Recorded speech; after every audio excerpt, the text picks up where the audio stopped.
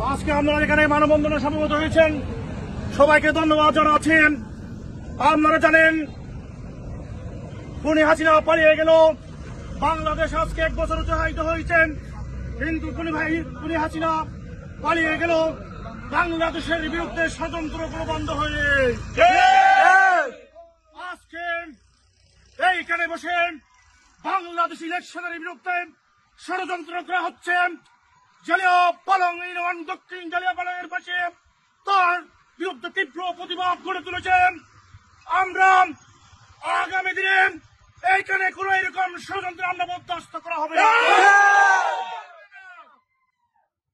বাংলাদেশকে ভারতীয় চক্রান্তবাদীদের বিরুদ্ধে আমরা যেরকম প্রতিরোধ গড়ে তুলেছি, আগামীতে পশ্চিমা সাম্রাজ্যবাদীদের বিরুদ্ধে সেরকম প্রতিরোধ গড়ে তুলে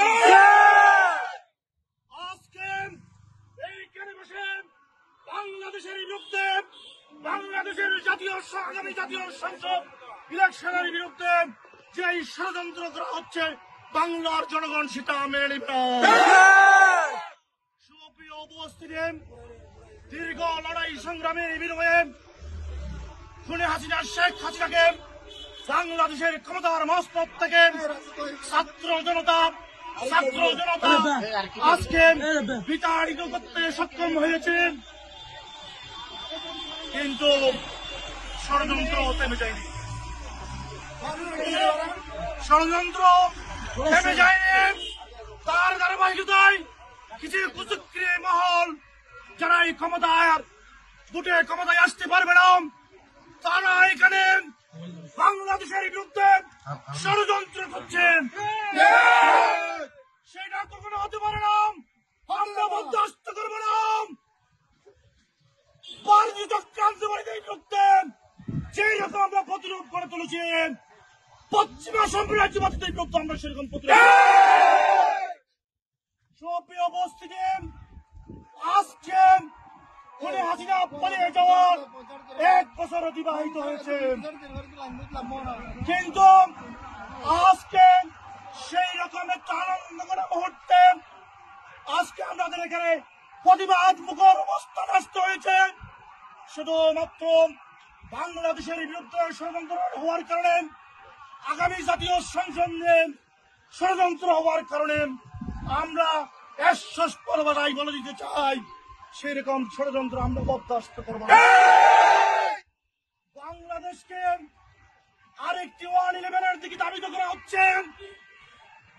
গতকাল একটি উপদেষ্টা বলেছেন বাংলাদেশ থেকে 1-11 সৃষ্টি হওয়ার সম্ভাবনা তৈরি হয়েছে। আমরা যারা 16 বছর এইখানে রক্তের বিনিময়ে, রাজপথে গ্রামের বিনিময়ে স্বৈরাচার শেখ হাসিনাকে পতন করেছেন, তারা বাংলাদেশের বিরুদ্ধে, বাংলাদেশের সার্বভৌমত্বের বিরুদ্ধে কোন ষড়যন্ত্র বরদাস্ত করবে না।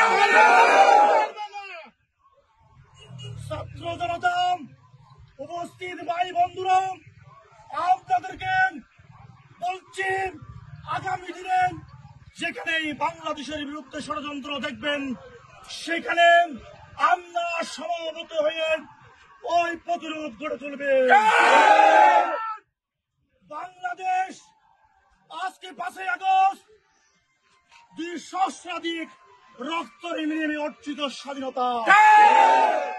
দীর্ঘ 16 বছর আমরা বিএনপির নেতা কর্মীরা, প্রায় 4,000-এর অধিক নেতা কর্মী শহীদ হয়েছে। আমরা মনে করবেন না আমরা এই রক্ত বিতা যেতে দিব না, এই রক্ত বিতা যেতে দিব না। আমাদের বুকের উপর, আমাদের রক্তের উপর, আমাদের গ্রামের উপর এই অর্জিত স্বাধীনতা আমরা কোন বিদেশে প্রভুদের কাছে বিক্রি হতে। সুপ্রিয় উপস্থিতি, আজকে এইখানে বাংলাদেশের বিরুদ্ধে ষড়যন্ত্র হবে। সারা উত্তর 47,000 বর্গ কিলোমিটারের বাংলাদেশের ভূখণ্ডে যেখানে বাংলাদেশের বিরুদ্ধে ষড়যন্ত্র হবে, সেখানেই বিপ্লবী ছাত্ররা তার প্রতিরোধ করে তুলবে।